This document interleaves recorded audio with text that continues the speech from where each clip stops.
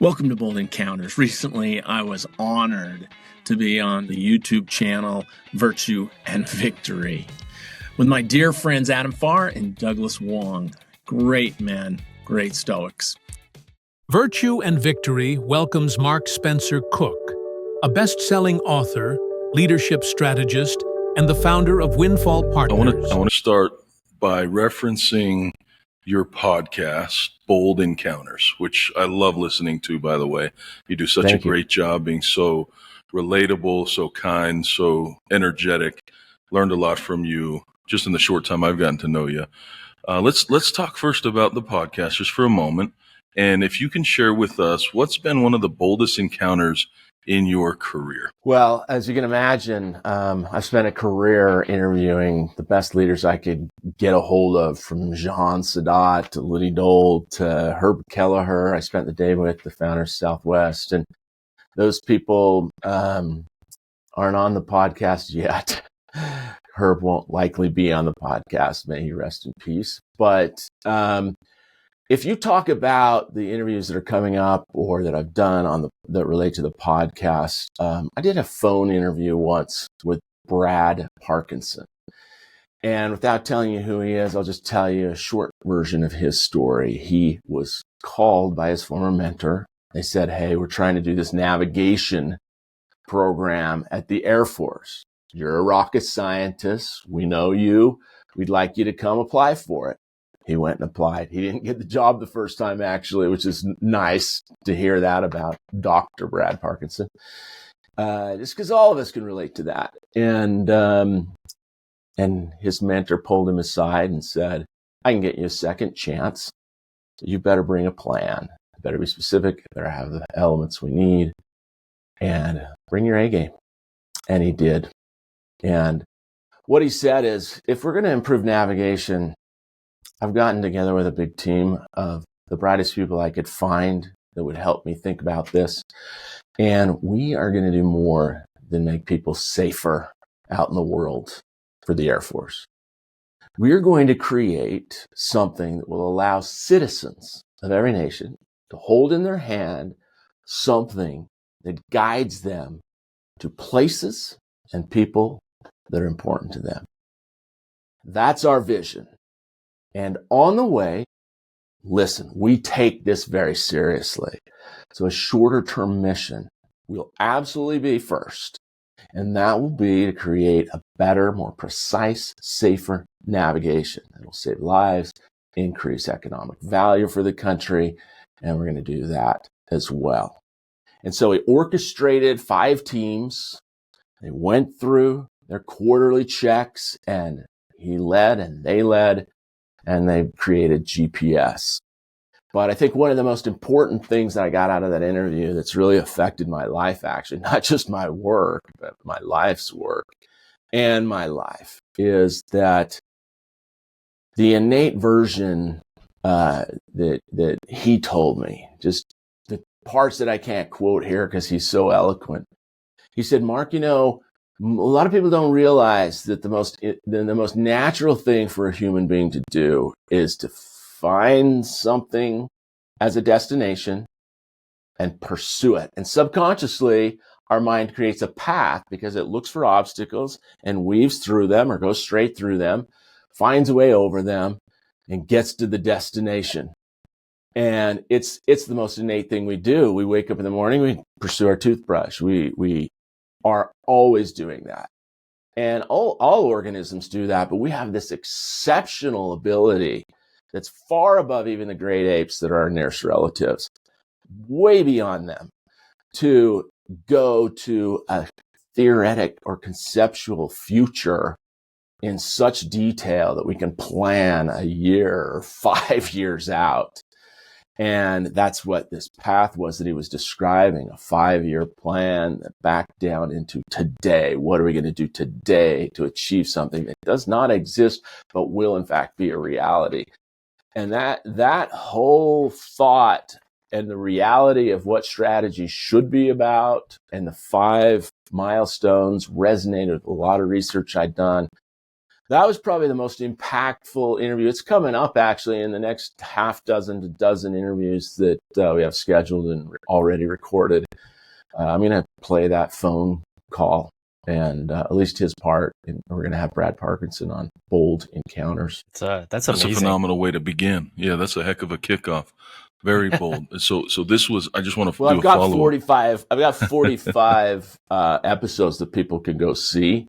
But this, to your point, is because I've talked to you about this. It's kind of a relaunch. Like, it's not a relaunch because anything was wrong, but I just was recording interviews.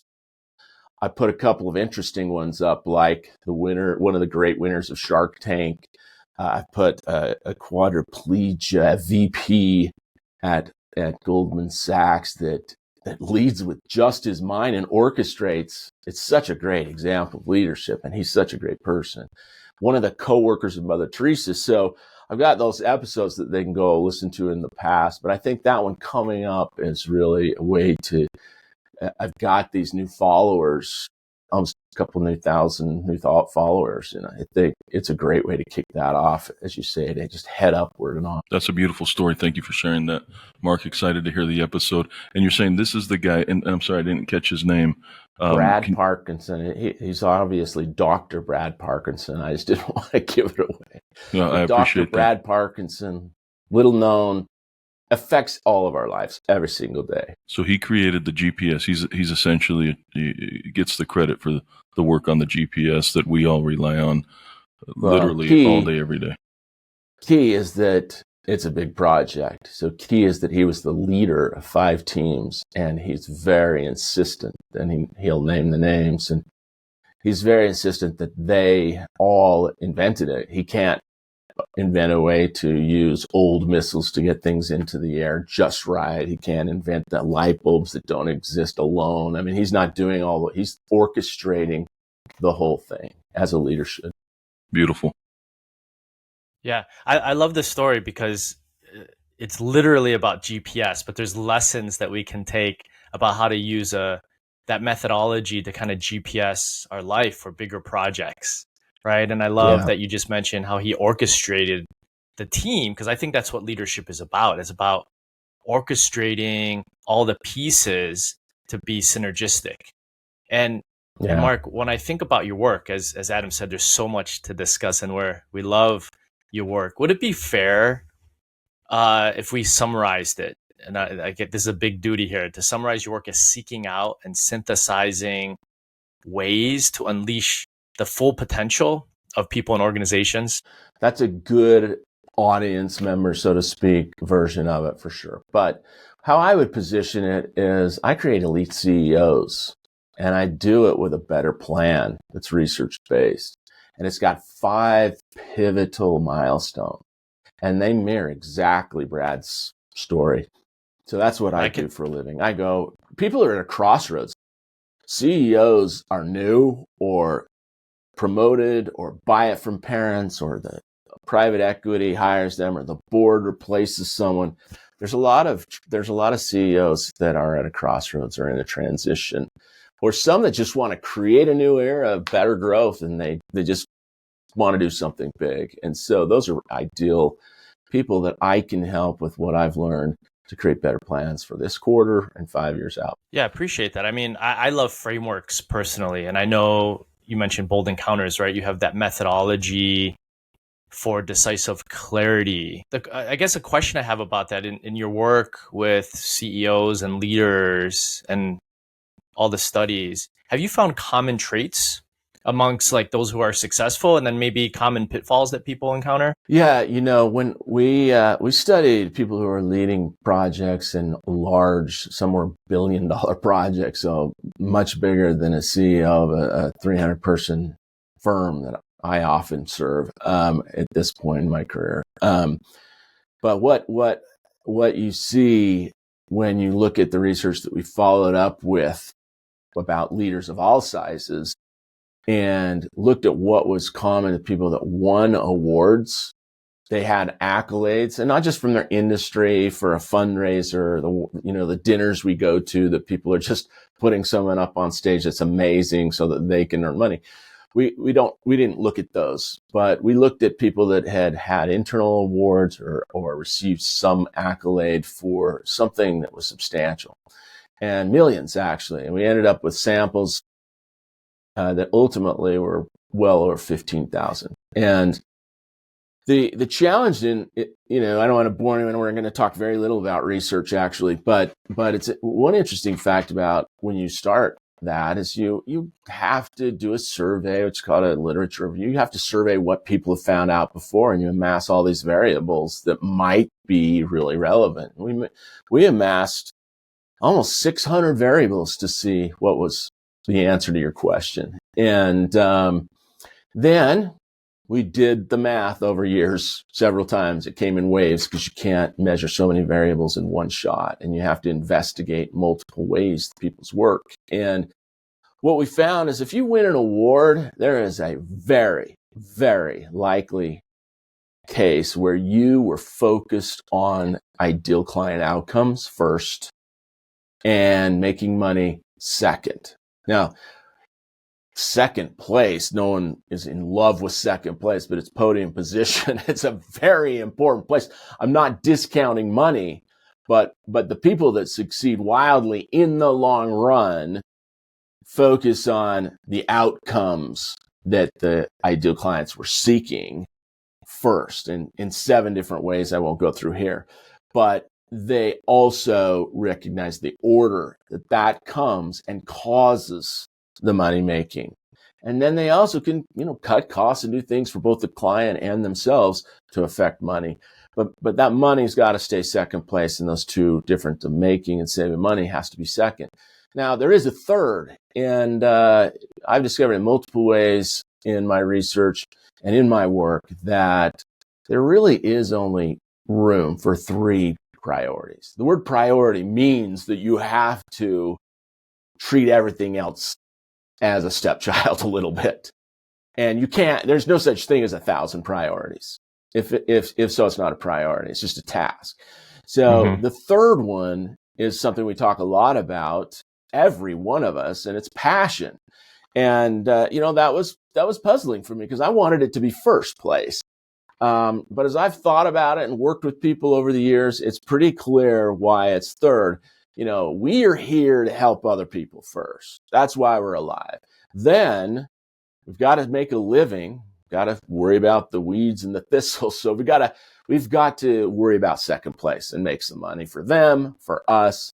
And then what happens is if we've aligned how we can help with what we're best at helping with, our capacity, our capability, our talents, our skills, our machine we've set up, our company, our technology, if we pointed and aimed all of those at creating an amazing outcome, we are in flow, we are thrilled, we are feeling it, and we feel the passion. And of course, you start making money, and then it just accentuates the whole thing.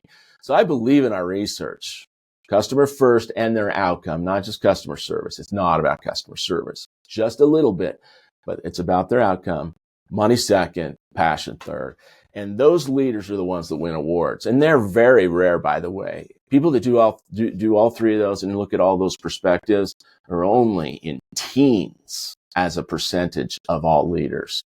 So it's a rare thing, but you're exceptional if you do it. I love how you laid that out, though, because I think simplicity is important, right? I mentioned frameworks. We're helping our listeners, and I think having a North Star is super, super important. What are you trying to achieve? And by the way, I've had those conversations with business owners where they're like, make money. And it's like, that's a result of things you do, right? That's not the goal. You mentioned customer outcomes. I think that's important. And then the passion kind of comes in the servitude, right? If you're passionate about how you accomplish that, I mean, I can clearly see that. I'd love to kind of hone in on that for our listeners. Now, we talk a lot about discipline and mindset here on the show. If I could, I know you didn't want to spend too much time in research, and I agree. We want to get to know you, Mark. So I got one more question, maybe a little bit more personal. Yeah. You mentioned in your bio about sports and just competition. How has that shaped you in your life? Well, I'll have a confession to make. You're putting your website together as a new solopreneur. I didn't even have help then. I didn't have other people working with me, but it's real. Sports has always been really important to me. I had a spine infection about 4 or 3 years ago. Actually, it's the anniversary of it this weekend, and you almost lost me. It was very serious. And I can't even jog anymore. But, I do have my eyes set on, I used to do Ironman and things like that, but I can't even jog because of that spine incident. And, but, I got to meet the Olympic walker, and he said he can do a marathon in 3 hours and 20 minutes by walking. So I got a new vision and lease on life. Maybe there's another one in me, but let me give you something a little more helpful to other people and more profound maybe than that. I think one of the thoughts, it's a really random small thought that has popped into my head a few years ago, and it keeps coming back.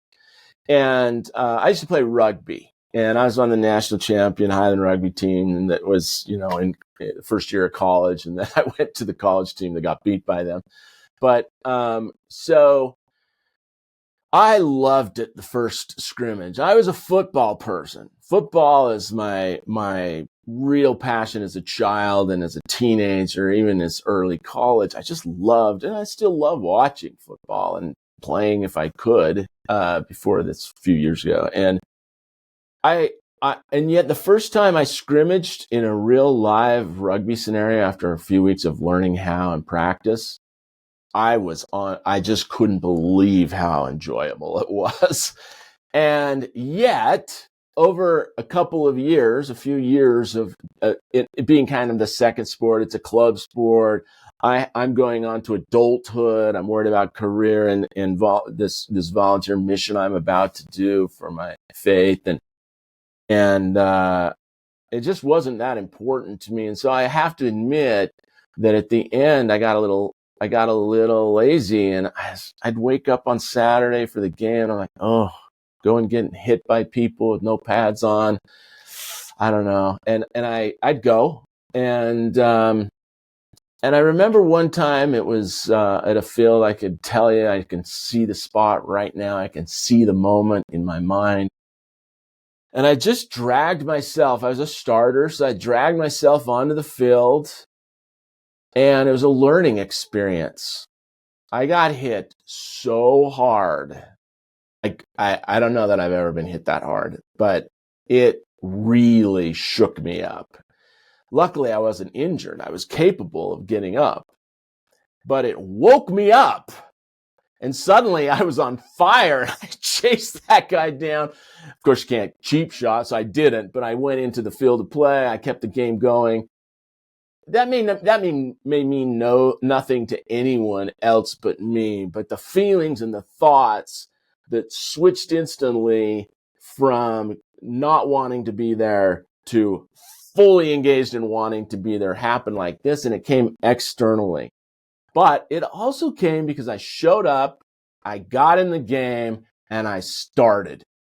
And every time I've ever had to start a session of selling or a session of customer service that was not something that was exciting, if you just show up on time and if you just try and start, the starting gets you going, and then you'll hit problems and possibilities and things. And we all know momentum is real emotionally in work land too. And so that's a strange one to respond about sports, but that's been the most meaningful. And then of course the team stuff is very meaningful, but that's almost a cliche and people already understand that. So I think I'd pick that. I think it segues us into a few things, but I do want to ask for those of our listeners who are like rugby, what position were you on the field? Well, that's embarrassing because I was wing. I was that speedy guy. I guessed you were a wing based on the scenario. So you're the fast guy. So I played a little bit of rugby. I was the hooker. Oh, nice. And so you're the tough guy. Yeah. No, I was the guy that the scrum pushed up to get the ball. Yeah, you were going to say, Mark? I was just going to say, at risk of breaking your neck, really, is what you were. No, were you fast? I mean, wingers are typically fast. And you ran down that guy. Yes, I was super fast. How's that? Awesome. Awesome. I was not the fastest, I'll say. There were two guys faster than me. And was is the key word there. Yeah, was. And there were two guys faster than me. Yeah, this is a man who can't even run anymore. But there were two guys faster than me. And that's got some profound things in it too. Like, I loved chasing them and trying to best them. Mm-hmm. It made me so much better. So there's nothing wrong with be second and third, like we talked about originally. And avoid getting hit makes you better too, right? Yeah, well, I wasn't worried about that, but I was worried about the end zone. Hey, just a few seconds. As a premium member, you make a difference, not just a buck. Now you can give the gift of Bold Encounters Premium to someone else who you think could do the same. It takes just seconds at boldencounters.tv. Think of one person, a founder, a young adult, some person that you've helped mentor, raise, a leader, or even the chief executive. Give them the gift of weekly action plans with experts right by their side. Give them clarity and confidence to remove roadblocks and lead life's work just like you do. Go to boldencounters.tv and give the gift of premium to someone you care about. Something you said earlier on, the way I heard it was, it's important to stay grounded. It's important to have that North Star. It's important to continue to stay focused on what it is you're working towards, right? You've called out multiple times in multiple conversations between you and I, the three top, I'm going to call them elements, skill sets, of top performers, right? And I want to hit on passion. In our podcast here, Virtue and Victory, we talk a lot about living in harmony with nature. We're very clear about what our foundational virtues are, right? Courage, moderation, wisdom, justice, with the Stoic philosophy that we talk about and teach our listeners and share with our listeners. Tell us about how you stay grounded. I want to dig into that a little bit. And what have you seen works for you? I know it works differently for everybody. And then there's going to be a part two of the question, which really is, we talk a lot about the success people have. All of us have worked long careers. We've found success in our careers, all three of us on the podcast and many of our listeners. Yet there's a high number of our listeners that are still in the process of trying to be successful, probably earlier in their careers, right? Tell us about how you stay grounded. Yeah, sure. Sorry, the two-part question was, early in your career, how do you stay grounded when you're chasing? Yeah. And how do you stay grounded once you've made it and you're being chased? Let's call it out like that. Yeah. Well, I may go more recent on the first one, but I think those are very related. How do you stay grounded, or as I would put it, directed?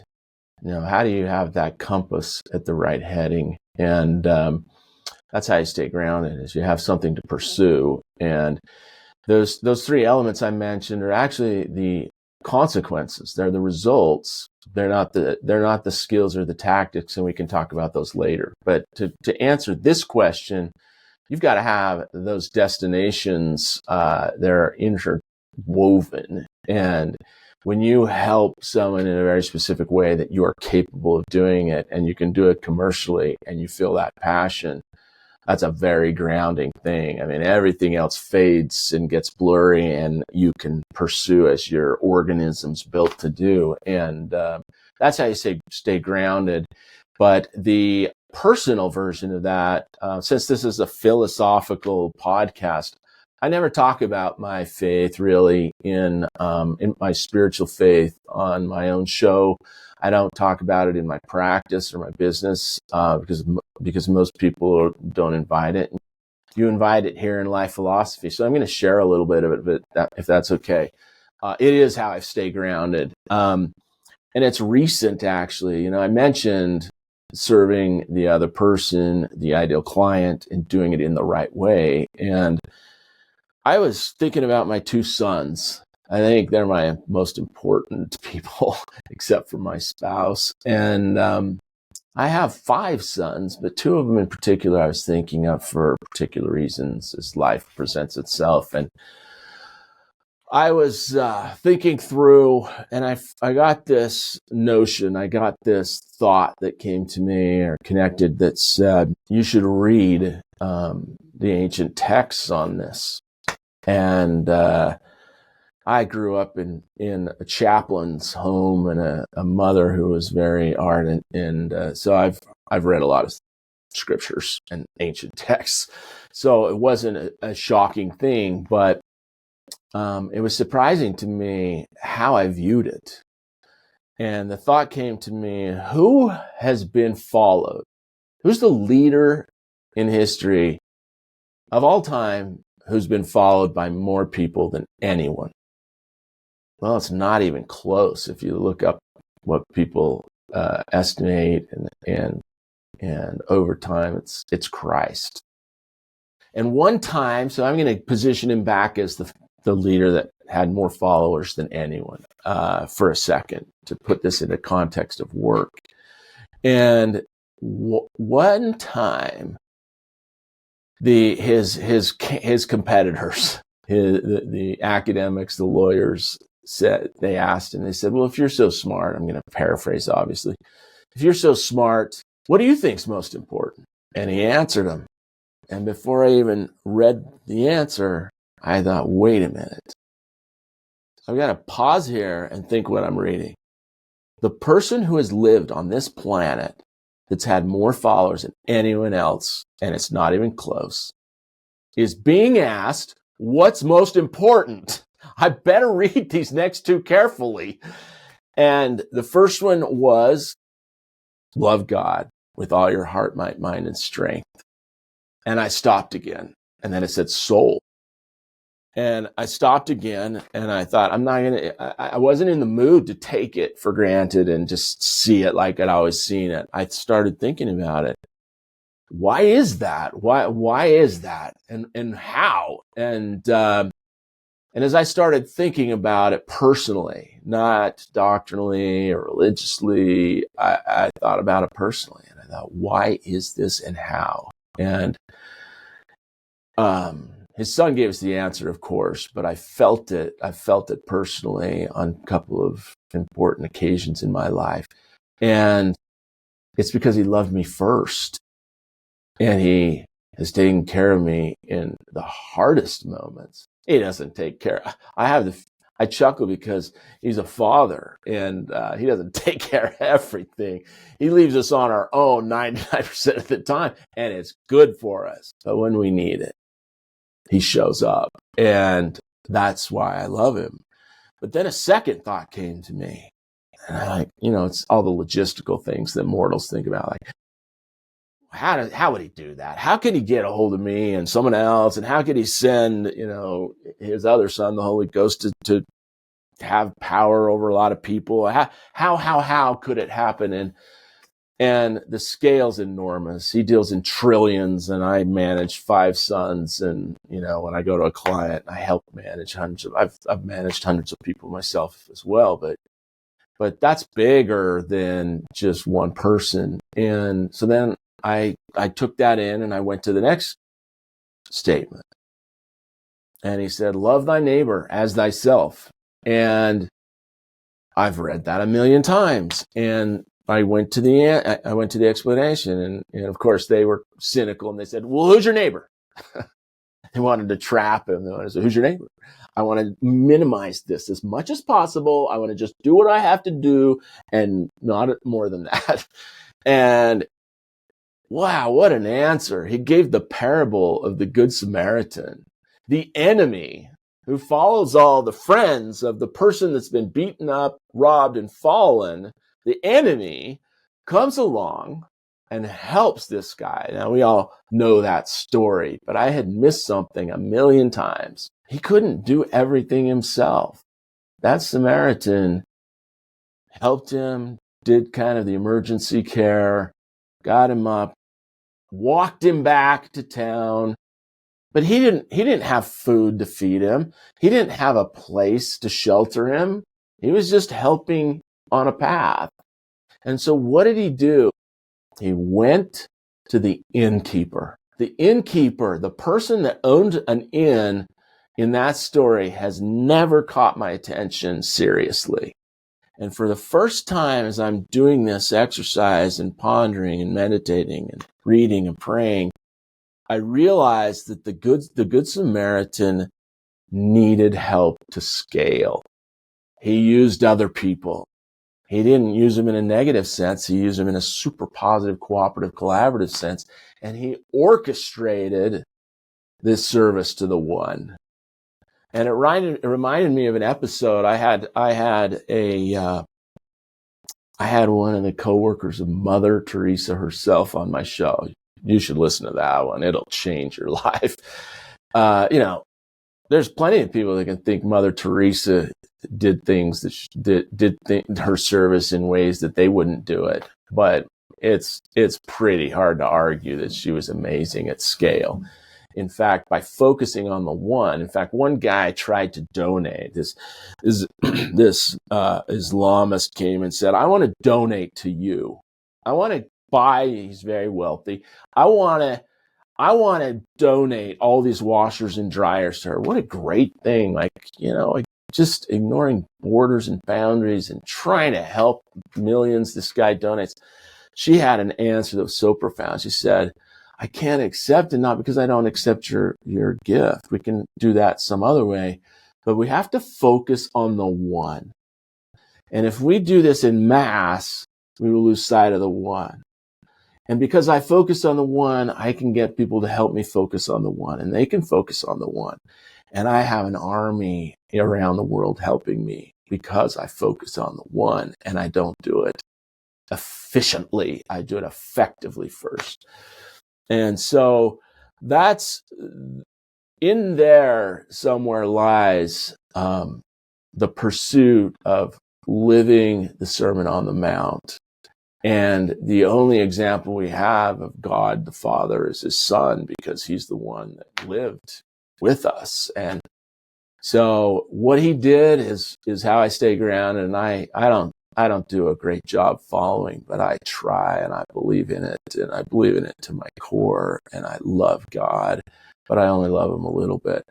So that would seem unrelated, but the connection with what you should do to get unstuck is in there. And what it is this. If you feel stuck and you don't have a very close, even intimate platonically, an intimate platonic relationship with the ideal person that you could help in this moment, then that's where you start. And then you find if there's other people that are in that situation and circumstance and need, and suddenly you'll start hearing a calling whisper to you. If you're capable of helping them, at least at this moment, and there's more of them, then you can collaborate with others like we're doing right now, or whatever it looks like, to touch more people, because we can't do it alone. Nothing great happens alone. Find the ideal person that you can help. I would call him a client or prospect. And if you have to go back in life to the phase where you were, that you know from personal evidence you got past, then maybe that's a first idea. It could be not the right idea, but it's one of the best ideas I've ever heard. I can't even give a reference because it's so old and many people have shared it. But one of the best ways to find out who you should help first is, who were you just before you arrived where you are? You know how to get through that phase. You know how to get through that situation. Start there, see if there's something there. If there's not something there, then go to things that you were great at in childhood, that the 7 successes you've had since, and start finding the person you're ideally suited to help. That's where you start getting unstuck. Bold immersion there. There's a lot to unpack there. That's a heck of an answer. It reminds me, or I've recalled, because of all that you said. I mean, there's so many follow-up questions I could ask. Book 12, verse 4, Meditations, Marcus Aurelius. I have often wondered how it is that every man loves himself more than all the rest of men, but yet sets less value on his own opinion of himself than on the opinion of others.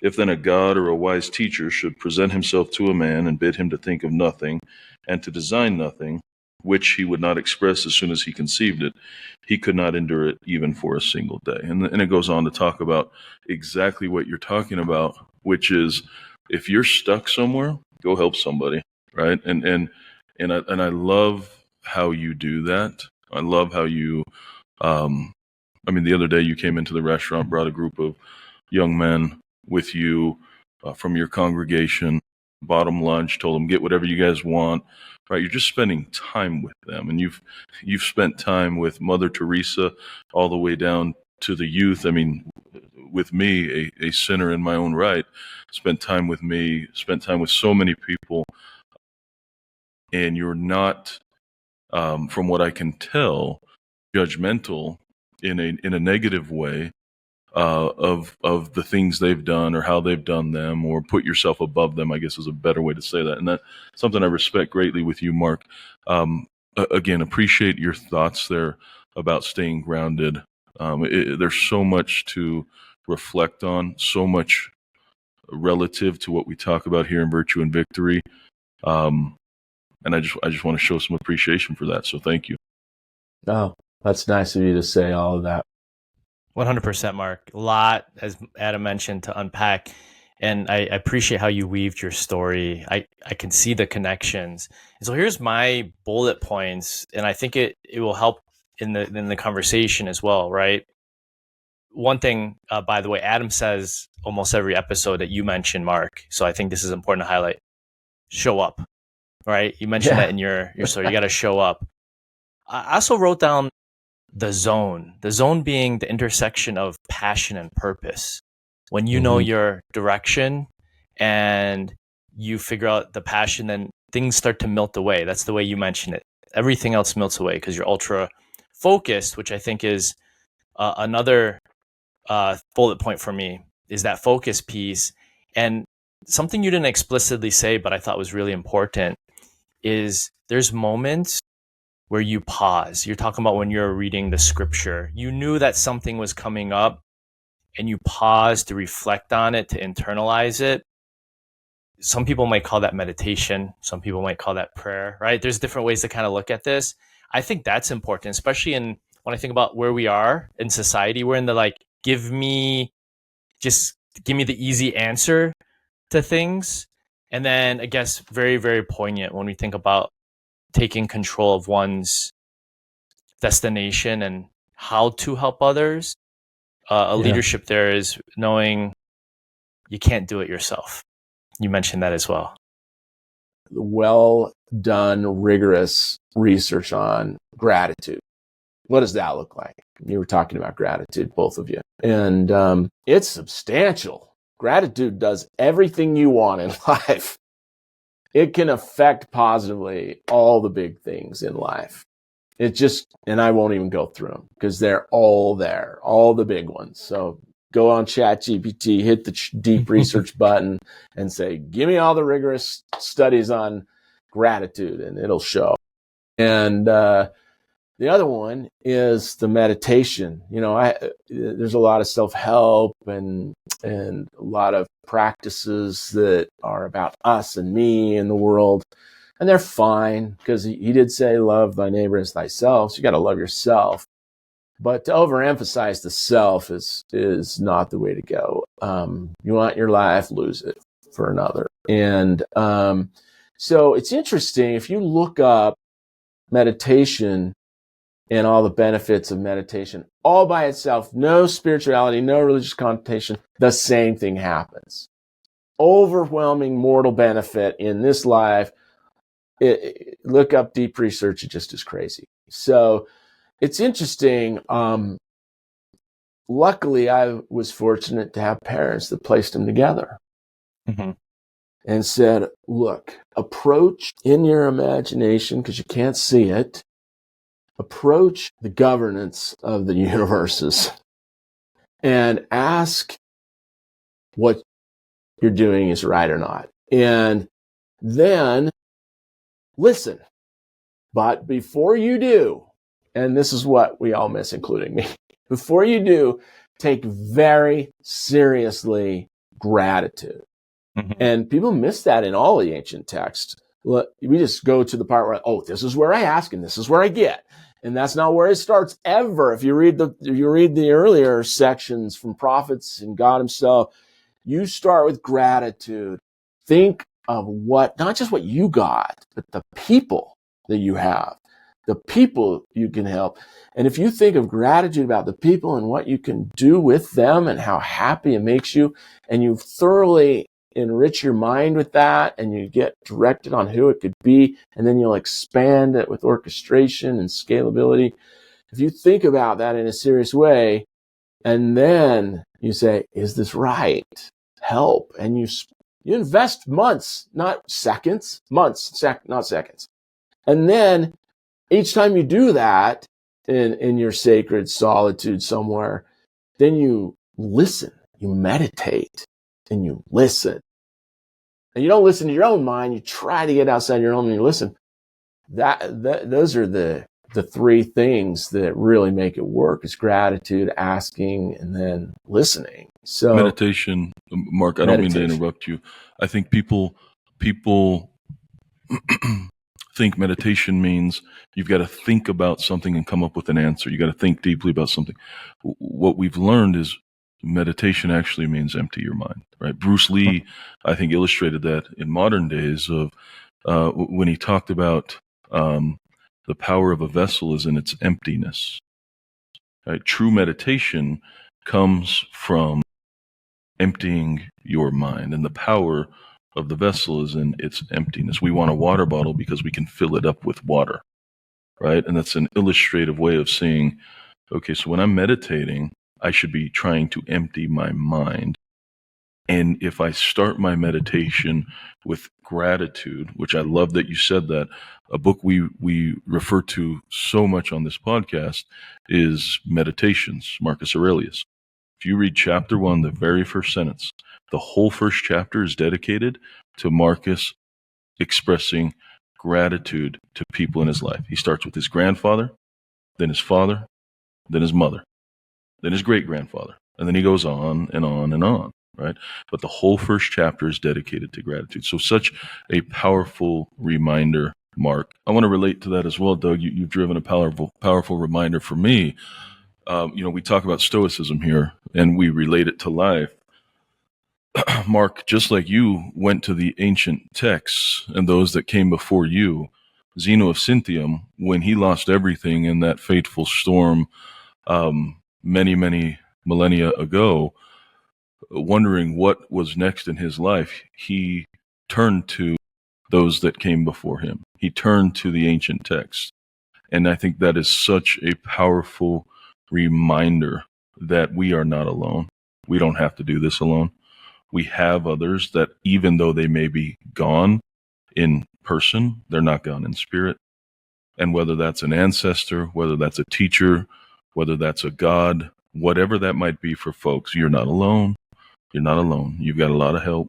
There's a lot of folks that have been here in very similar circumstances that have wanted very similar things, and we need to recall those things, and we need to remind ourselves of those things, and we need to surround ourselves with folks that remind us of those things. It's a powerful reminder.